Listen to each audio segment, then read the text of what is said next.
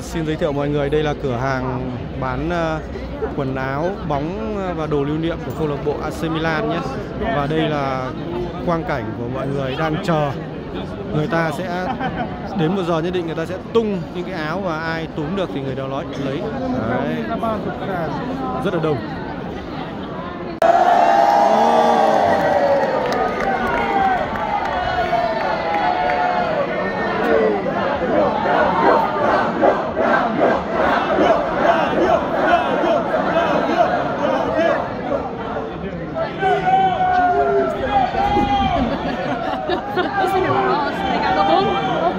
Đấy,